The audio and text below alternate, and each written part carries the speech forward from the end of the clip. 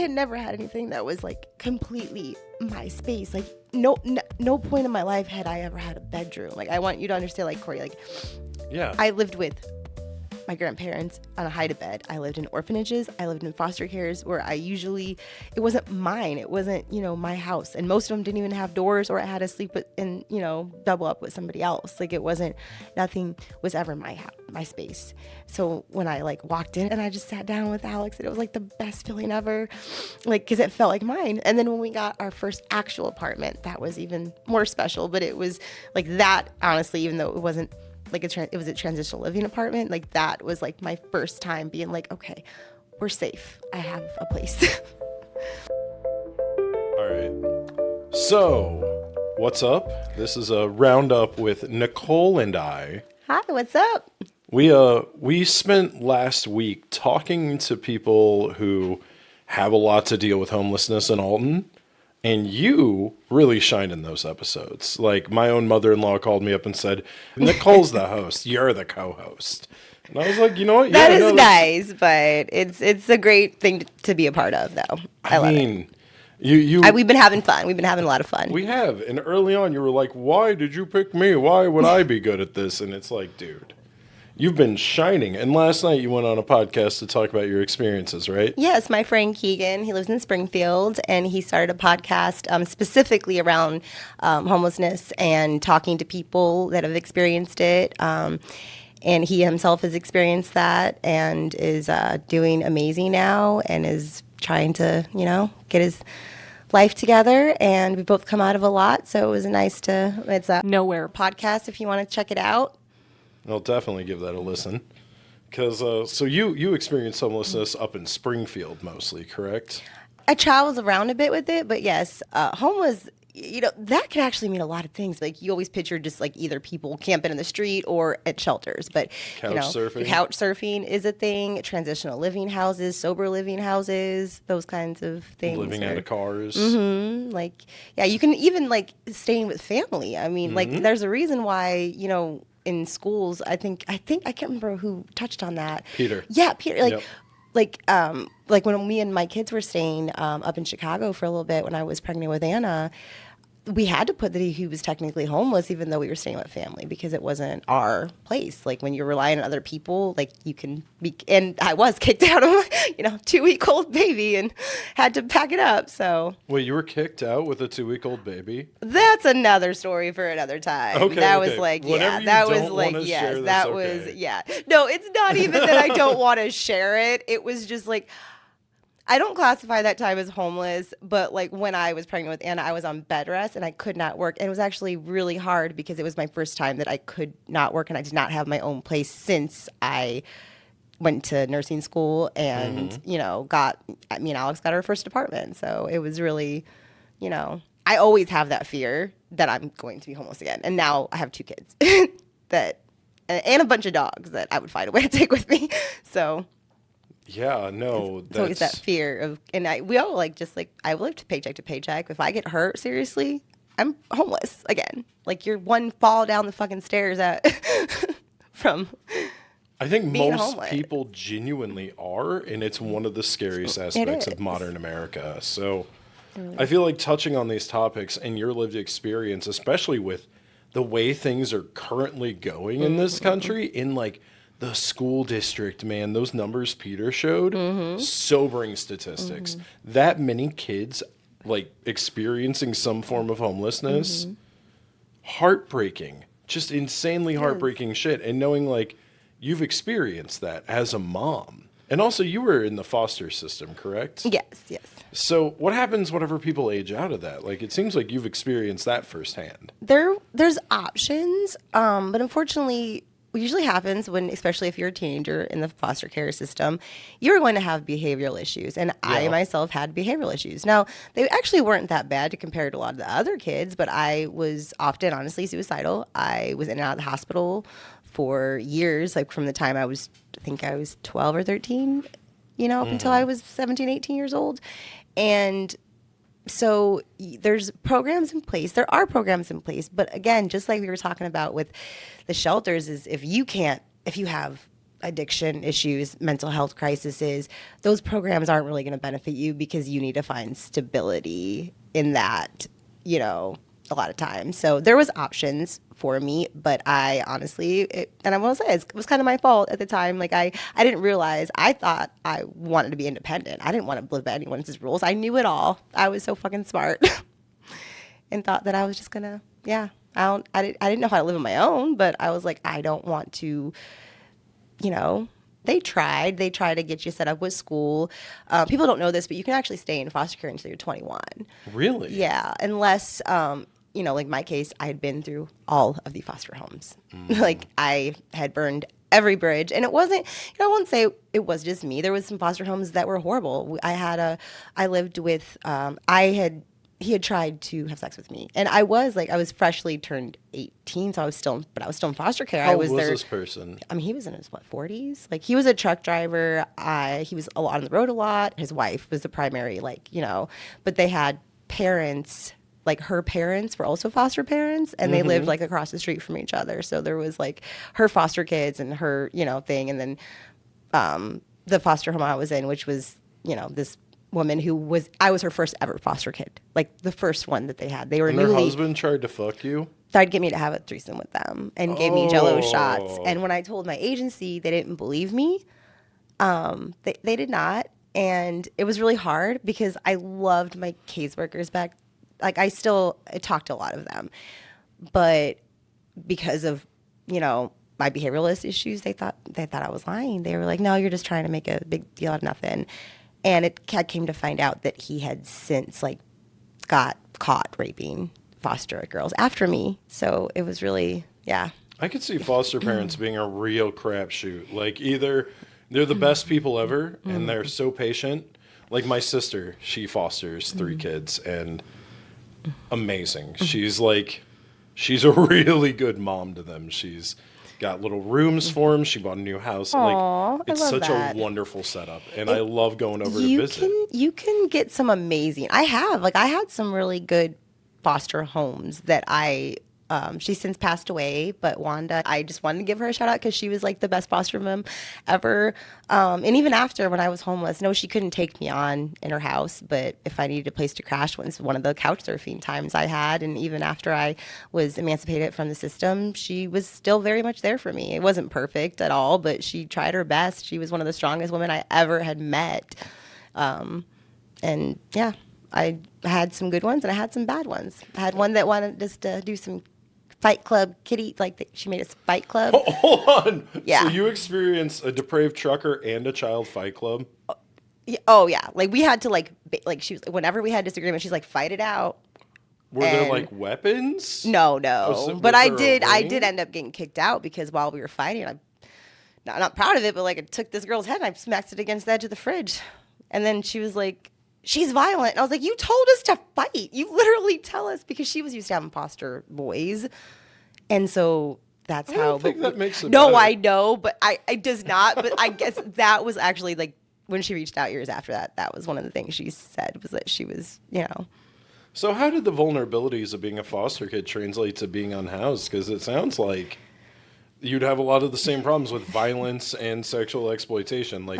You talked about that man getting his head stomped in for a sandwich. Yeah, it was. There was a lot of violence on the streets, and what Megan was saying about, just like with any population, when you bring a lot of people who have mental health issues and addictions together, you're going to have some,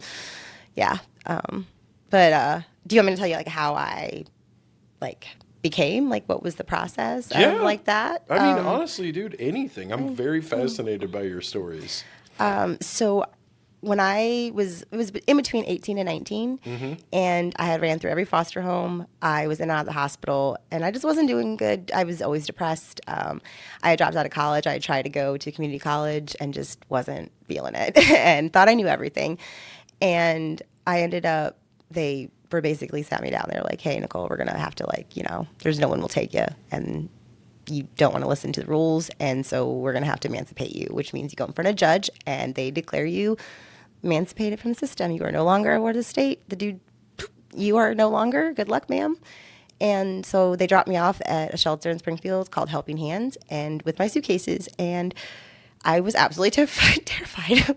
I had never actually been on my own, and I had no idea what that meant. Like, in my teenage brain, I was like, oh, yeah, like, this is going to be great. But then the reality set in very quickly, like probably 20 minutes after I'd been there. I was like, oh, shit, I have no skills. I have nothing. I don't know what to do. So you forged everything you are from that. Yes. That's impressive, man. I will say that you have survived things that would destroy most people. And that sucks, man. Like, the sort of strength that has to build in you is a mixed bag of, like, hella scared territorial and also, like, oh, I can handle myself if the world ends. So I wish I had that kind of confidence. If I had that kind of confidence in my strength, I probably wouldn't have made some dumbass life decisions as I had. So. I don't know, man. I think your knowledge of survival is why you make those insane decisions. A little bit. Yes. Like, I'll come out of this. Well, also when you grow up like I did, like, chaos is familiar. You know, I was never homeless, but I grew up very interestingly, and chaos does feel good. It scratches that itch. Like, yep. Stability is horrifying. You're like, wait a second. Everything's stable. Who's going to fuck this up for me? I'll fuck it up for me. That way it's fucked up already. Yeah. Oh, story of my fucking life. That is my life in a nutshell, which is horrible. And we are changing the narrative of that. Same. Yeah, as I'm quickly approaching 40. But yeah, like, therapy is amazing. And I wish that I had, like, you know, they had a therapist, and I had some amazing, like, they went in foster care, you get a therapist, you get a caseworker and stuff like that. But you know, when you're a kid and you don't think you need it, you know, no one's going to get help unless they actually finally recognize that, oh shit, I really do need this. I went through like 8 therapists as a kid because my dad wanted them to tell him that my mom was this great evildoer. And they'd be like, dude, you're fucked up too. You should do something. Like, the way you treat your kids fucked up. And he's like, new therapist, boy, you lie to them. You manipulate them, boy. You get in their head and you tell them lies. I'm like, yes, a 7-year-old gets in the head of a therapist, manipulates them, and then they say, no, Dad, you fucking suck too, man. No, like, so it's weird though, because I was like Catholic school educated, grew up. You're a little privileged, but a little not. But my dad was privileged. My mom lived in a rat shack. So it's like, I don't know, man. I came from 2 different worlds, and they were all full of trauma. So I think that's why I relate to you, even though I had like the fancy, bougie, upscale Catholic education, the nice house out in the country, but also had the crackhead mom that would make boxed potatoes and blew up a whole fucking can of beans on a stripper once. I told you rest that in story, peace, right? Kimmy. Yeah, rest in peace. I love her. My mom loved you. She saw a lot of herself in you, and that's a little terrifying, but also valid. Thank God for DBT therapy. It's not being able to control your emotions, which is, like I said, what caused a lot of my issues when I was younger and in foster care, and contributed to me being homeless. And our society like punishes that instead of tries to fix it. Like, could you imagine what would happen if somebody like went, hey, that girl needs like real extensive therapy, and like really, really looked out for you? Do you think that you would have gone through the homelessness? Honestly, don't know. I had so much childhood trauma, stuff that I'm still just now unpacking, that has, like I said, affected every area of my life for so many years. Like, I may have a house, but I still have struggled over the years with being stable. And so I know this about yes, you. and everyone does. I'm very open about it though, because I don't feel like it's healthy to hide. And this is just me. This is who I am. Like, I've been through a lot. Sometimes I can be a really shitty person, but I try to learn from it, and that's just what it is. I've never viewed you as a shitty person. Oh, I've seen you do some really heinous shit, and I've never been like, Nicole's a shitty person. I'm like, God, fucking Nicole's on it again. I'll hit her up in like 6 months. She'll be fine. Because deep down, I know you've always been a good person, and you've always wanted to do good.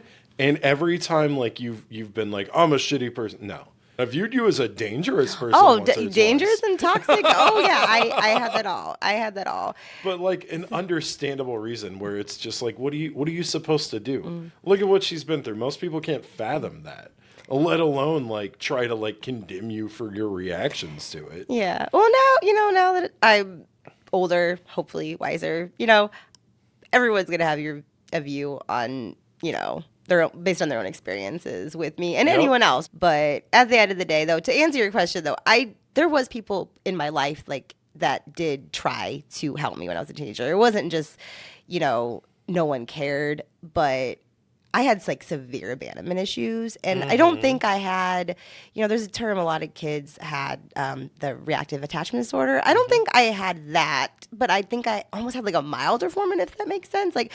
Like it was very hard for me to trust people. Like and I still I'm always afraid that everyone was gonna leave. My parents died. My grandparents, got rid of me. My sister got rid of me.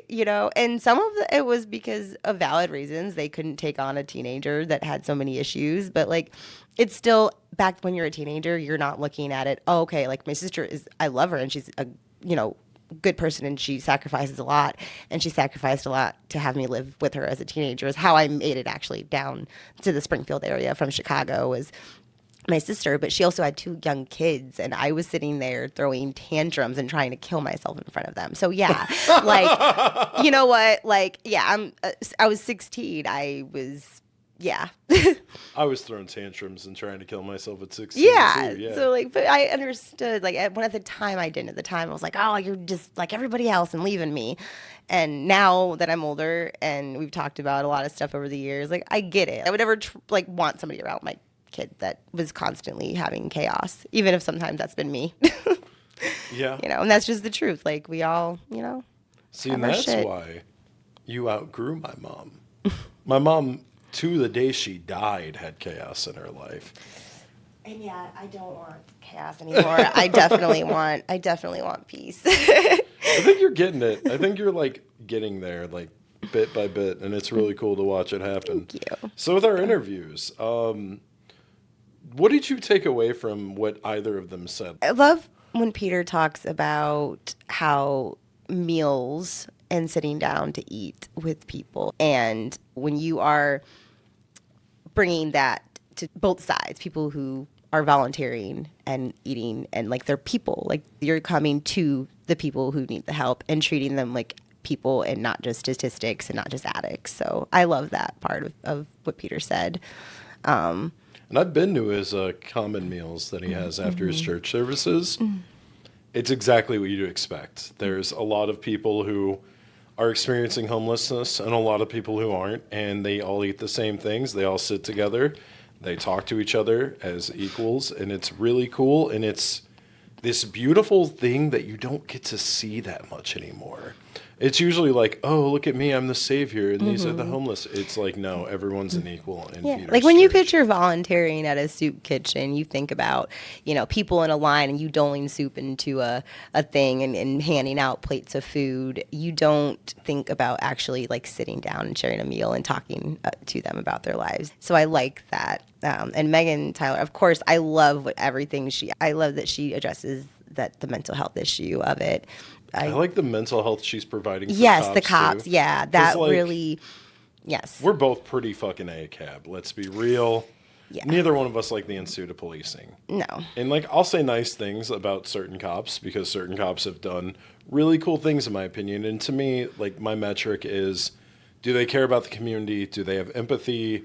Are they willing to take accountability for their mistakes? And how do they deal with people reporting domestic violence and sex crimes? And those are all things that go into how I view a cop. Exactly. And it's like, okay, so if I say like somebody's cool, I've vetted them with those certain things, but you know what? They're still a cop. So if they suck, they fucking suck, man. But that all being said, seeing cops go to therapy, dude, that could be so game changing for so many people. Well, I mean, whether or not, like, I agree, there's some good cops, and there's some bad cops. I think the system as a whole is bad. Yes, it's a bad system. And so that is my beef. But I have met some amazing cops that really do care, and I have met some, not so amazing cops. But at the end of the day, no matter what you think about the police, you do have to admit that they see some shit every fucking day that we can't even imagine. Yeah, even the cops. They deal with so much. Yes, yeah. And if anyone needs therapy, it's cops because they see firefighters. Yeah, and firefighters. Anyone, first responders in general. Yes.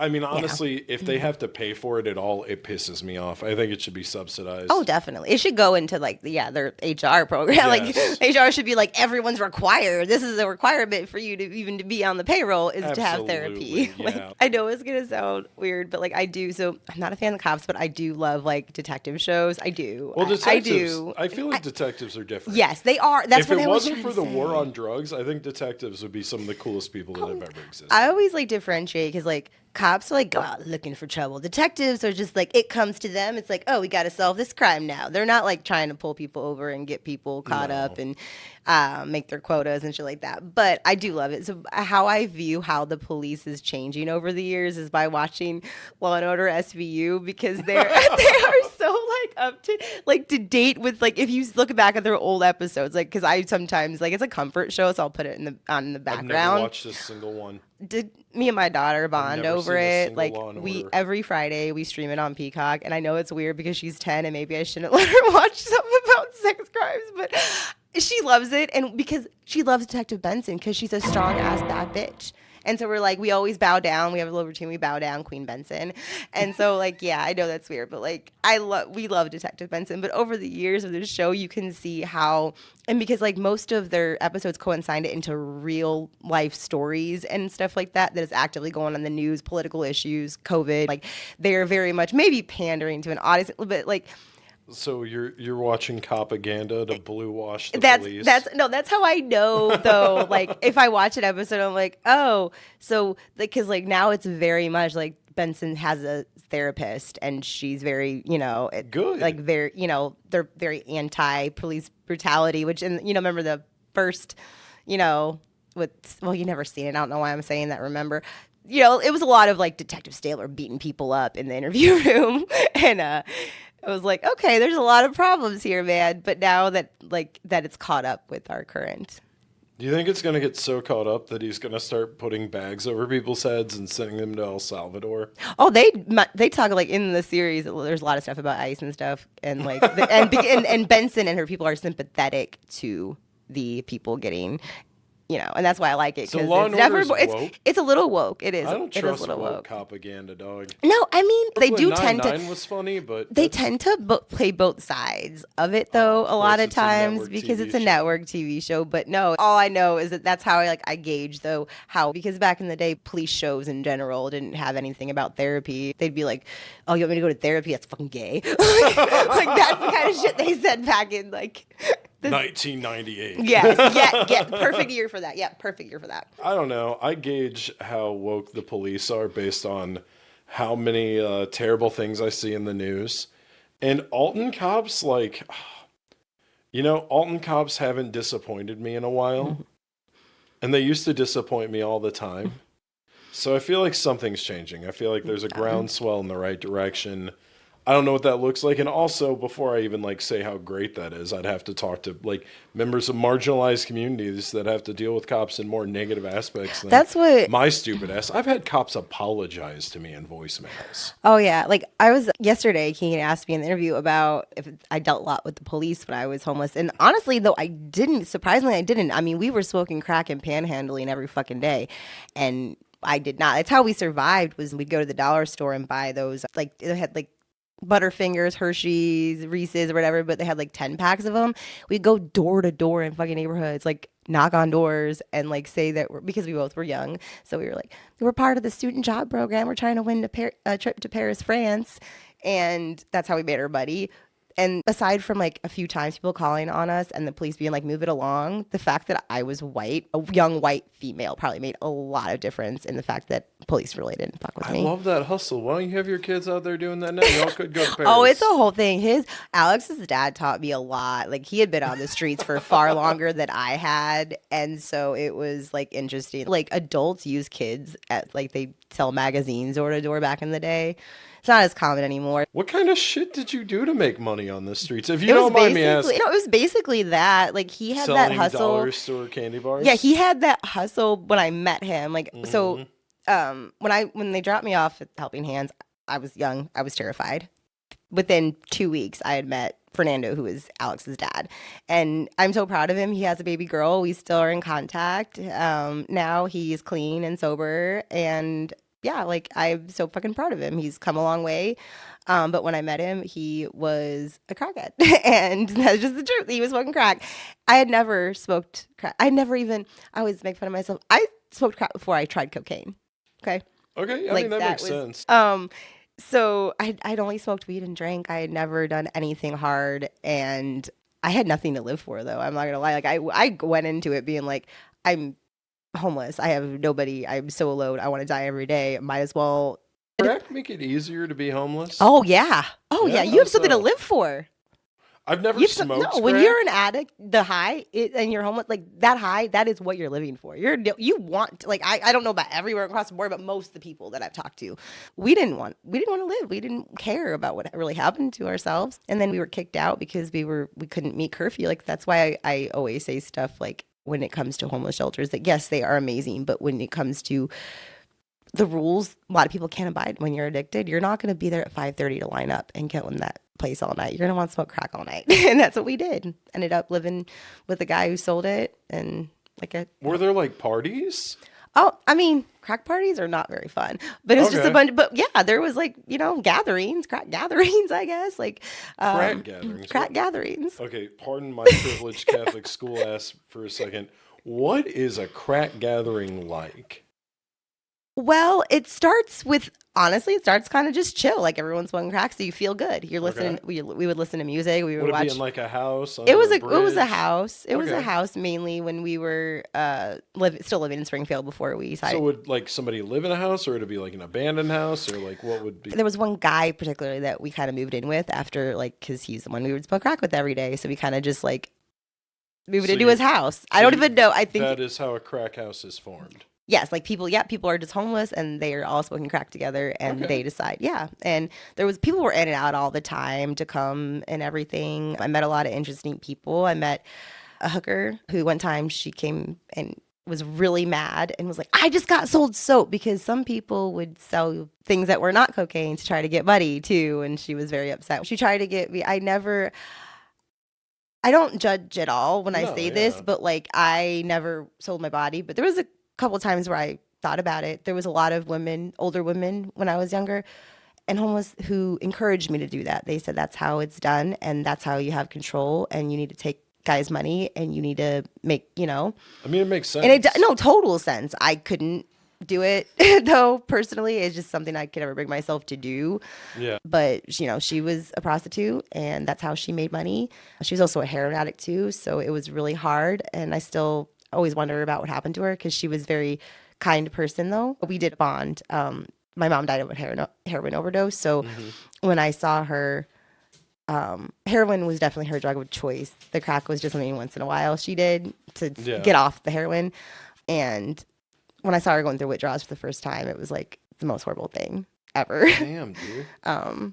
And then there was a couple of times, there was an apartment complex. I think it had since been raided after that, but I didn't know at the time until I was older that it was basically a sex trafficking thing. There was a girl, she was 15 years old, who had been on a 3-day crack binge, and she was being sold.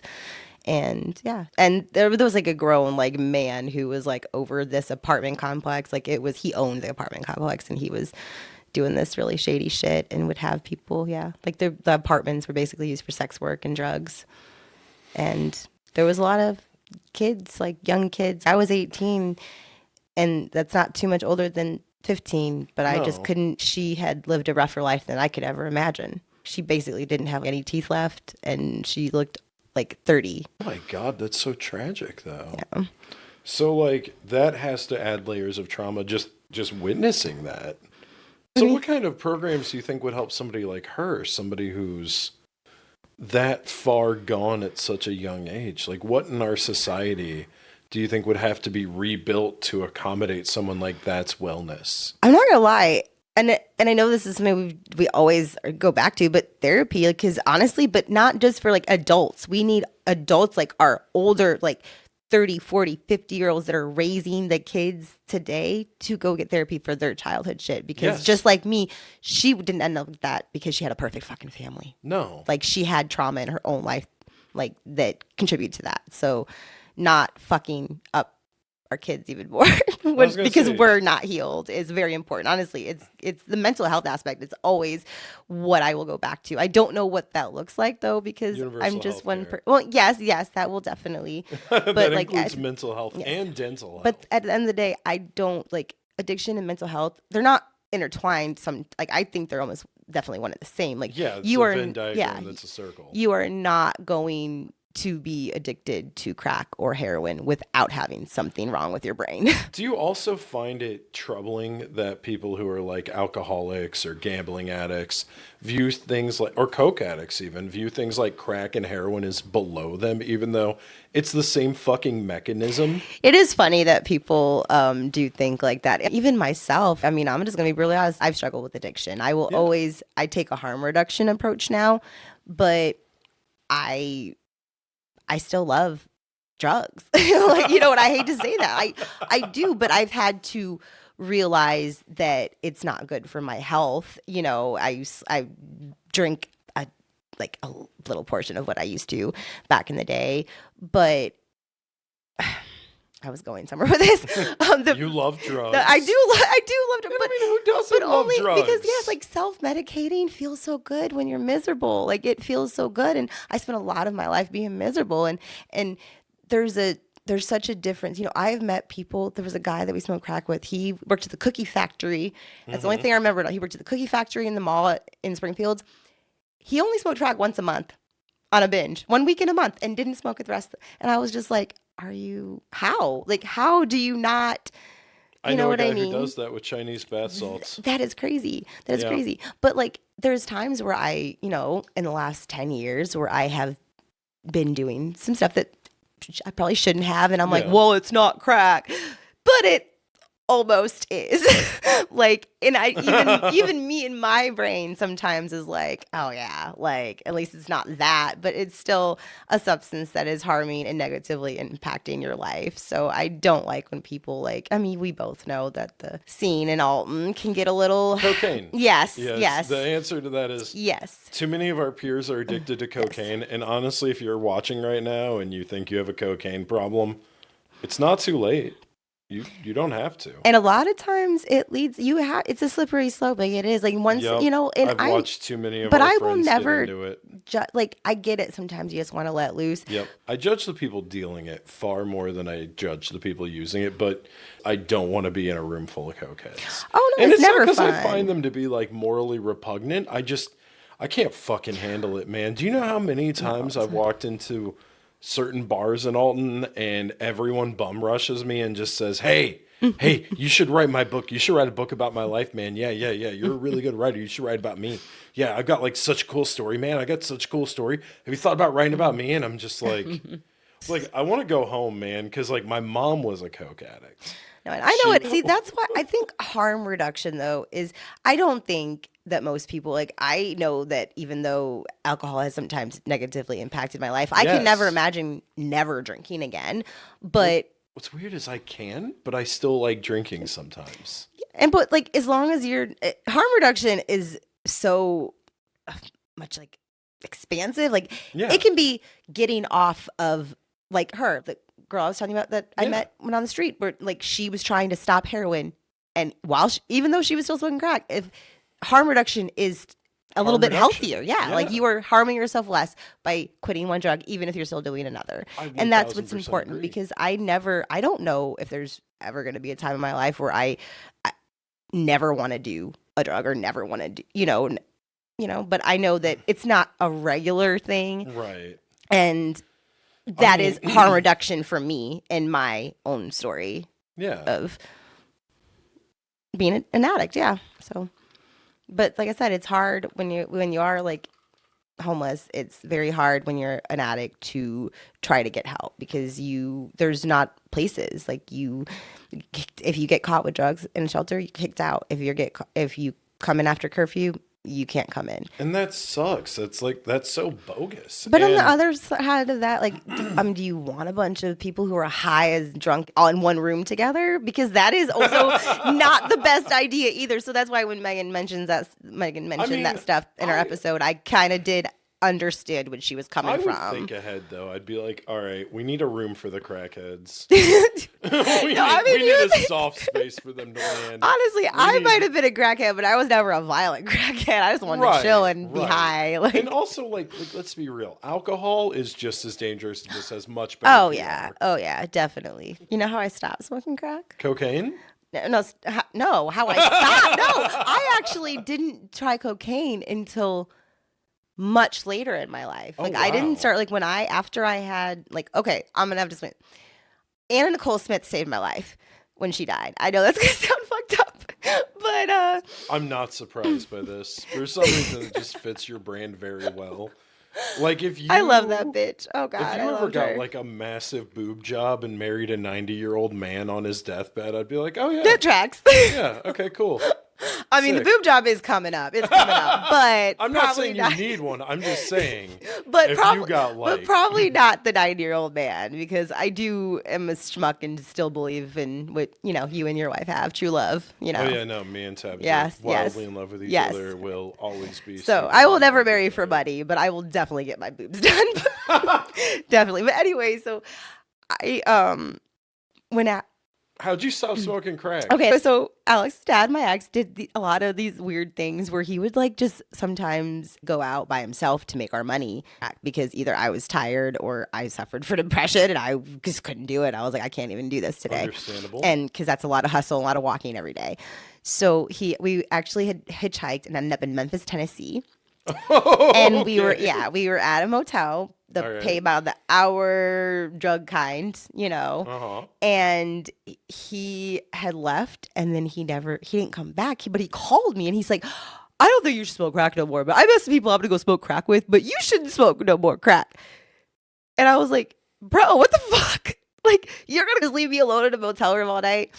And so I was watching the TV, and it just broke that Anna Nicole Smith had died. Okay. And I knew she had kids. And at the time, I did not know I was pregnant. I did not know. And so that night, I looked around the motel and was like, what the fuck am I doing? Like, there has to be something better. Like, I cannot. Like, I have to do something. And yeah. And I stayed in a shelter for a few days. I did have a moment of regret where I tried to find him. Hitchhiking alone as a woman is terrifying. I had to duck and roll out of a moving car, because this guy was. I was just trying to find him, so I would I was asking people to take me places. Like, I was so scared because he was my lifeline. I wasn't used to being on the streets. He was, so I didn't know if I could survive on the streets without him, and it was terrifying. So I'd had like a day after I'd left that I was like, oh my gosh, and then I was like, no, it's for the best, and this is a sign that I don't need to be doing this. And so I slept in a shelter for a few nights, then went to Iowa, and yeah. Hell yeah. And over the years, like, there was, like I said, I've experienced like the couch surfing, I've experienced the shelters, I've experienced like, staying with friends, staying with family, and then eventually making it to transitional living house, that's where I finally went to nursing school. It took a long while to get there. I was in that maternity home when I was in Iowa for 3 weeks when I found out I was pregnant with Alex. And I was like, holy crap, well, okay. I'd already gotten clean from crack, so I was like, well. God damn, Nicole. Yeah. You're one of the people that could walk up to me and be like, hey, I need you to write my life story. And be like, yeah, like, this is a life story that needs told, like, for sure. Like, fuck yeah, jotting down Nicole Gore, your right biography. Yeah, can do that. But there are some amazing resources. And I know I always go back to Springfield, but there was the place that actually really did change my entire life was Mercy Communities, and that was the transitional living apartment complex, basically. So all of us, you had to have kids, you get a 2-bedroom apartment. It's 2 years. You can either go to school and they'll pay all your bills, or you work part-time and they'll it was a very small percentage of your income they would take for bills and rent, and then you can save the rest to get on your feet. And they had like caseworkers and class and parenting classes and life skills classes. See, and that's the taught you kind how of to shit we cook. need in Alton. It was an amazing program. Like, I wouldn't have gone to school if I had to worry about how to pay for my bills. And you know what I mean? Like, I had a kid, so I had no clue what I was doing. I was a first-time mom. I'd never had a mom myself, didn't know how to be a mom at all, and was absolutely terrified. And so I do remember the first day I walked in there. So they fully furnish everything. It's based on donations. So when I walked in, I mean, there was silverware, everything you could need for your first apartment. They provided it for me. I actually still have stuff like my first potato peeler. I still have even pans that I can't part with because those were like the first. I had never had anything that was mine. I'm sorry, I'm crying a little bit, but like, no, it's like, God, dude, that's beautiful. I had never had anything that was like completely my space. Like, no point in my life had I ever had a bedroom. Like, I want you to understand, like, Corey, like, I lived with my grandparents on a hide-a-bed. I lived in orphanages. I lived in foster cares where it wasn't mine. It wasn't, my house. And most of them didn't even have doors, or I had to sleep double up with somebody else. Like, nothing was ever my space. So when I like walked in and I was like, holy shit. And I just sat down with Alex and it was like the best feeling ever. Like, cause it felt like mine. And then when we got our first actual apartment, that was even more special, but it was like that, honestly, even though it wasn't, like it was a transitional living apartment. Like, that was like my first time being like, okay, we're safe. I have a place. And now look at you. You got jobs and kids and dogs and a house and I've come along. You still have the stuff that you carried with you that whole way. And I mean, what's stability if not that? Mm-hmm. God damn, Nicole, look at you. Do you ever like look at all of this and say, wow, look at what I've accomplished from what I was given? I beat myself up more, and you know that. You beat yourself up too much. I've watched you do it. I do try to keep in mind, I'm not perfect, but I've experienced a lot that honestly I'm not. Yeah, most people wouldn't be able to deal with. But do you ever give yourself credit? Like you've pulled yourself up by your bootstraps, the thing that conservatives want everyone to be doing.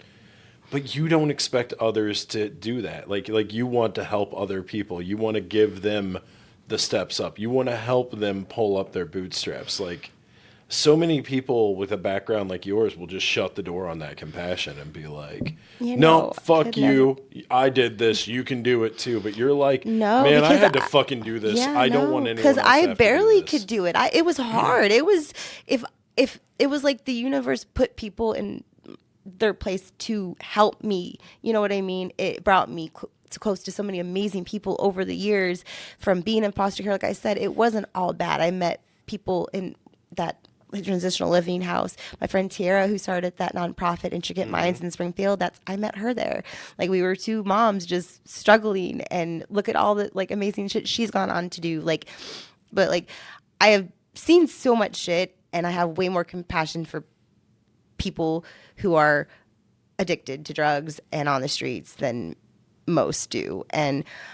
But I also have that knowledge that and this is what I always was talking about during our filming with Peter and Megan, was we're never going to eradicate homelessness. That's just not, that's not going to happen.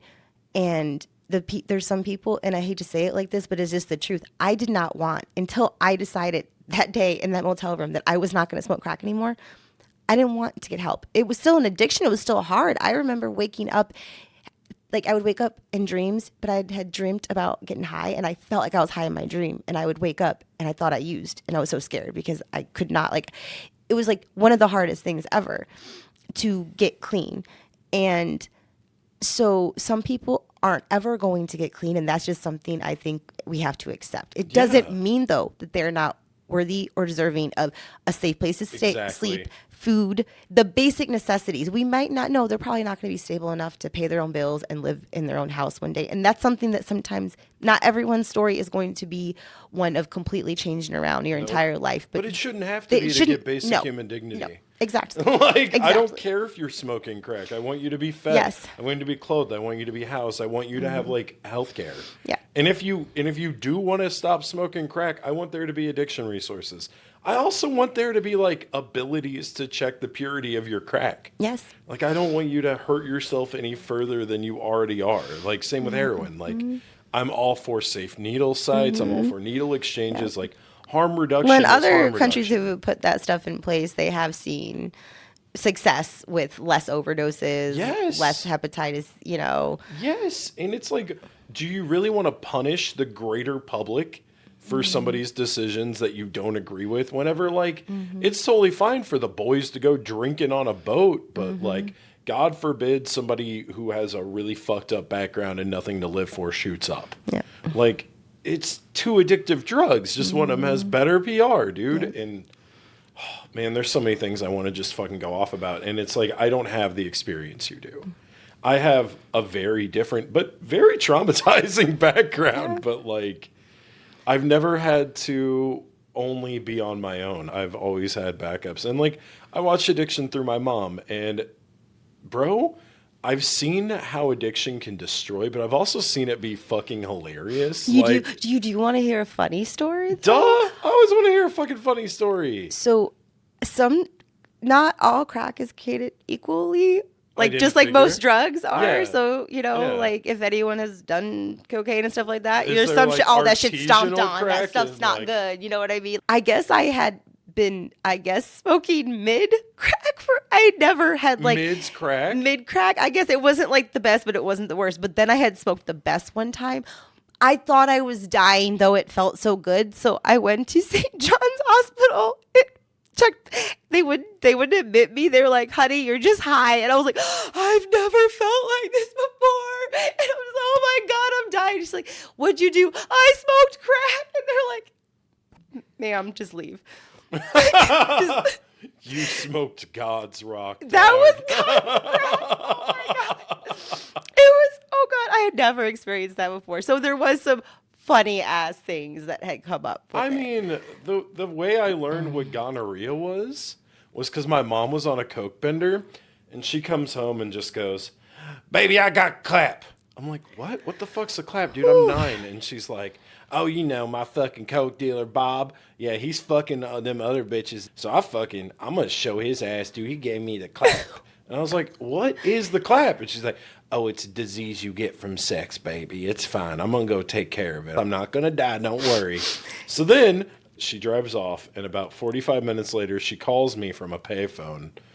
Baby, if the cops come, I'm not home." I'm like, "What? What the fuck just happened?" She's like, "Oh, baby, I found Bob. He was driving down the road, so I took my truck and I T-boned his ass and I drove away." You know what? No disrespect to Kimmy. When you tell me those stories, I'm just like, you know what? Even though I have not been a perfect mom, at least I didn't do that shit. Like, I've done some trauma. My kids are definitely going to need some therapy. I get it. Yeah, for sure. But I would never tell my kid that I had the clap. Do you think that's inappropriate to get your friend a get well soon card if they have the clap, though?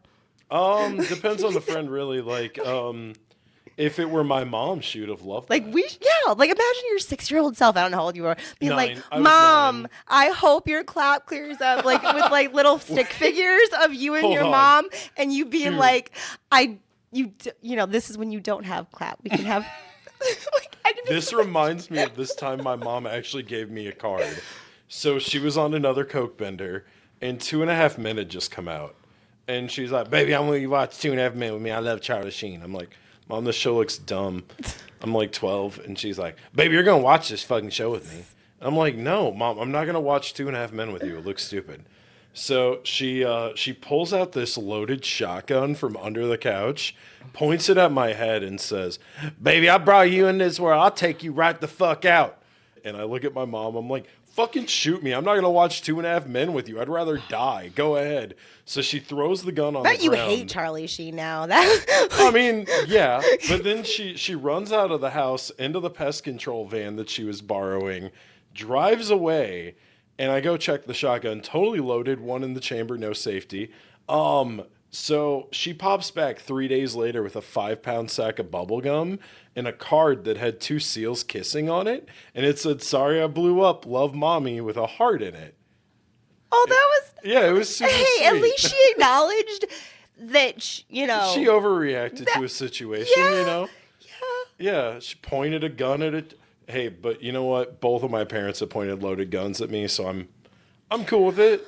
Like, if somebody was going to rob me and they pulled a gun on me, I don't know if I would react the way they would think I would. I'd be like, oh, fuck, again? My grandpa, God rest his soul, I have a lot of complicated feelings about my grandpa because, like, I lived with my grandparents for a very good chunk of my childhood. And it was a very weird situation, though. Like, they were both older grandparents. So, like, they were in their 70s and 80s when I lived, like, so they were older. That's why they, like, gave us up for a little bit. But then I got kicked out of that orphanage boarding school place, and they had to take me for a while.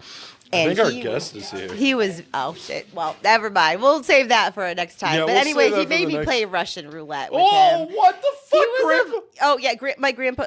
Okay. God rest his soul. We'll let but, him like, in. But you have to finish this Yeah. before we cut. See, he was Your grandpa made you play Russian roulette like the fucking... So certain things set him off. Like, he could be the nicest guy, but he was really sexist and racist. And when I became a teenager, I was always like, I'm gonna fuck a black dude. I was like trying everything to like get him like riled up because I knew how to push his buttons because I was a teenager. But most times when teenagers push your buttons, you don't pull out a gun.